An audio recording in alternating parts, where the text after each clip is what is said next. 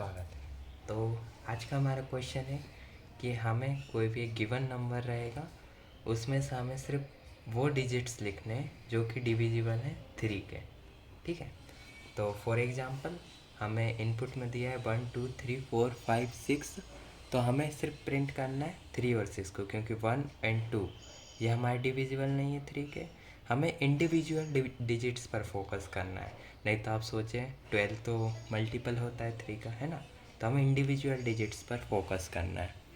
तो individual digits 1 नहीं है, 2 नहीं है, 4 नहीं है, 5 नहीं है, तो हमारे आउटपुट में सिर्फ 3 और 6 आना चाहिए। 3 के टेबल में 3 और 6 आते हैं ओनली, और हमारा आउटपुट साथ में होना चाहिए। ऐसा नहीं कि 3 और 6 अलग अलग लिखें। ठीक है, एक और इनपुट ले लेते हैं 6 9 6 2 3।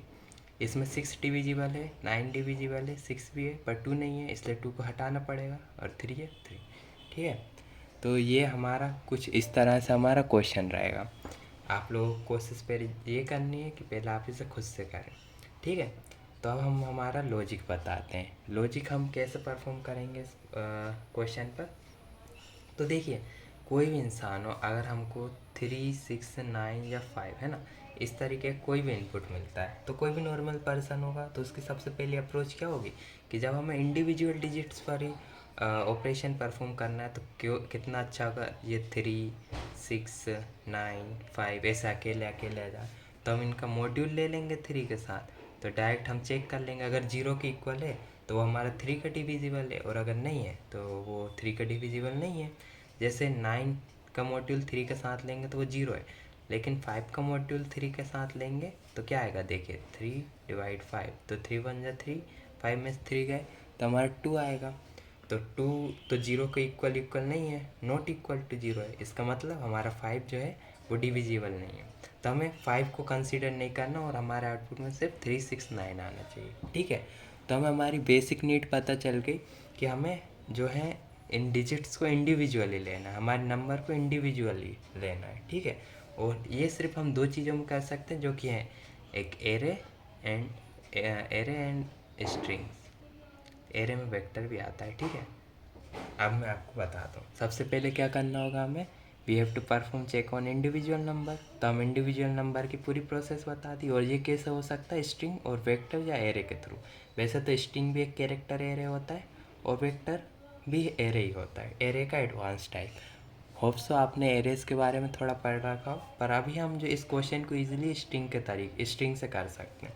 ठीक है, पर स्ट्रिंग में एक प्रॉब्लम आती है कि स्ट्रिंग में कैरेक्टर्स स्टोर होते हैं। ठीक है, कैरेक्टर्स का एरे होती है हमारी स्ट्रिंग, या फिर इसे कुछ और भी बोल सकते हैं। वर्ड्स थियोरेटिकल लॉजिक पर ध्यान मत देना ज़्यादा, बाकी कैसे सोल्व कर रहे हैं उस पर ज़्यादा फोकस करना है हमें। ठीक है, तो एक और चीज़ मैं बता देता हूँ, ये हमारा मेन की कंसेप्ट है इस पूरे क्वेश्चन में, कि जब भी हम कैरेक्टर में से जीरो को, कैरेक्टर वाले जीरो को माइनस करते हैं, तो हमारा जो रिजल्ट निकल के आता है वो इंटीजर होता है। ठीक है, तो अभी हम इस पूरे लॉजिक को कैसे इसमें इम्प्लीमेंट करते हैं वो देखिए। बाकी सिंपल सा लॉजिक तो मेन यही रहेगा कि अगर हमारा जो भी इंडिविजुअल नंबर होगा, अगर वो 3 से मॉड्यूल लेने पर 0 आता है, तो वो 3 का डिविजिबल है। ठीक है, तो देखिए हमने कैसे किया है। सबसे पहले हमने n लिया है यूज़र से, और उसको n में स्टोर कर लिया है। इनपुट लेने के बाद हमें क्या करना है कि अभी हमने स्ट्रिंग को चूज़ किया है, क्योंकि हमें स्ट्रिंग पर ही सारा काम करना है, तो हमें अपने नंबर को भी स्ट्रिंग में कन्वर्ट करना होगा। इसलिए ये हमारे पास इनबिल्ट फंक्शन है टू स्ट्रिंग, जो कि हम using name space S T D जब लिखते हैं उसी क्लास के साथ आता है, name space S T class. ठीक है, तो हमें इसके लिए कोई अलग से फाइल को इंक्लूड नहीं करना पड़ेगा। टू स्ट्रिंग एंड करने से हमारा जो भी नंबर रहेगा वो स्ट्रिंग में कन्वर्ट हो जाएगा। ठीक है, और हमें एक एम्प्टी स्ट्रिंग भी चाहिए होगी पी नाम की, जिसमें हम अपने रिजल्ट को स्टोर करेंगे और प्रिंट करेंगे। ठीक है, तो सबसे पहले हम एक फॉर लूप का यूज़ करते हैं। फॉर लूप के ऊपर मैंने ऑलरेडी वीडियो बना रखी है, आप चाहें तो उसे देख सकते हैं। तो बेसिकली अब के पास हमारे के जो है वो हमारा काम करेगा इंडिविजुअल कैरेक्टर्स का। तो के पास जैसा हमने स्ट्रिंग में लिया 3695, तो के पास पहले वैल्यू आएगी 3, फिर 3 सेट के 6 हो जाएगी, 6 सेट के 9 हो जाएगी, 9 सेट के 5 हो जाएगी। ठीक है, तो वही किया हमने, एक इंटीजर x नाम का वेरिएबल ले लिया है जिसके अंदर हमारा इंटीजर रिजल्ट होगा। जो अभी हमारा 3 है ये अभी हमारा कैरेक्टर फॉर्म में, क्योंकि हमने इसे कहाँ से उठाया है, स्ट्रिंग से, ठीक है। तो अभी k के पास हमारी कैरेक्टर वैल्यू रहेगी। तो इस जगह पर देखिए क्या हो रहा होगा, k की जगह पे हमारे पास सबसे पहला है सैम्पल इनपुट, हम लेके देखते हैं 3695, ठीक है। तो k की जगह पहला है 3 - 0, ठीक है। 3 - 0 करेंगे कैरेक्टर वाला, तो इस तरह से तो हमें जो रिजल्ट मिलेगा वो 3 मिलेगा इंटीजर का, इसलिए हमने उसे इंटीजर वाले x में स्टोर कर लिया। तो अब इस पर हम मॉड्यूल लगा सकते हैं। कभी भी हम कैरेक्टर के ऊपर मॉड्यूल नहीं लगा सकते। जैसे कि अगर आप चाहें कि आप ऐसा कर लें तो ऐसा नहीं हो सकता, ये कैरेक्टर टाइप का है। क्या a मॉड्यूल 2 हो सकता है? नहीं हो सकता। मतलब अगर आप इसकी आज की वैल्यू से करें तो हो भी जाए, लेकिन हमें किसी तरह का एरर नहीं चाहिए, ठीक है।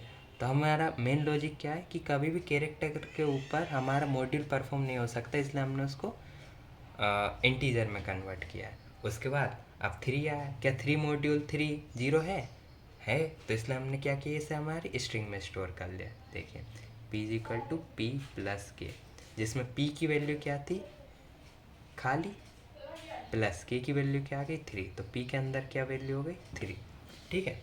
उसके बाद हमारा लूप फिर चला। अब k की वैल्यू पहले 3 थी, 3 सेट कैप क्या आ जाएगी, 6, ठीक है। 6 में से 0 हटाया हमने, 6 में 0 हटाया तो हमारा k की वैल्यू क्या हो गई, 6, सिंपल इंटीजर वाली। 6 मॉड्यूल 3 परफॉर्म हुआ। उसके बाद p में हमने k को प्लस कर दिया। जब नेक्स्ट स्टेप आएगी तो उसमें क्या होगा, p=3 + k क्यों लिखा है, ये भी हमारा एक क्वेश्चन होना चाहिए।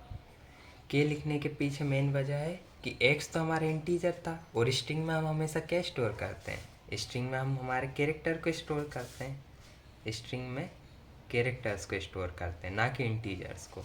इसलिए हमने क्या किया है, k को ही हमने स्ट्रिंग में ऐड कर दिया है। तो k के पास अभी क्या वैल्यू थी, 6, तो 3 + 6 दोनों ही कैरेक्टर हैं, तो इसलिए हमारा क्या रिजल्ट आएगा, 3 और 6, क्योंकि स्ट्रिंग में एडिशन ऑपरेशन कॉनकेटिनेट जैसा परफॉर्म होता है। 3 और 6 साथ में जाते हैं, ना कि 3 और 6 9 हो जाएंगे, वो तो हमारे इंटीजर पे होता है, ठीक है। इसी तरह से हमारा ये लूप पूरा कंटिन्यू चलेगा। उसके बाद जो p है ये हमारी एक स्ट्रिंग है जिसके पास वैल्यू आ जाएगी स्ट्रिंग के फॉर्म में। p = इधर पे आउटपुट बताता हूँ, 3, 6 और 9, लेकिन ये होगी हमारे स्ट्रिंग के फॉर्म में। लेकिन हमें तो रिजल्ट इंटीजर के फॉर्म में चाहिए, तो इसलिए हमारे पास एक और इनबिल्ट फंक्शन होता है h2i, जिसमें हमारा स्ट्रिंग जो है वो इंटीजर में कन्वर्ट हो जाती है, ठीक है। इसलिए हम क्या करेंगे, p जो 369 है वो हमारी सिंपल इधर इस जगह पर 369 के फॉर्म में प्रिंट हो जाएगी। उम्मीद करता हूँ आपको पूरा समझ आया होगा लॉजिक। अगर आपको कोई भी दिक्कत आई है इस लॉजिक में तो आप कमेंट करके पूछ सकते हैं, मैं आपको पूरा गाइड करूँगा। और अगर आपके पास इससे भी कोई बेहतर सॉल्यूशन है तो आप प्लीज़ प्रोवाइड कीजिए, हम उस पर भी वीडियो बनाएंगे। Thank you.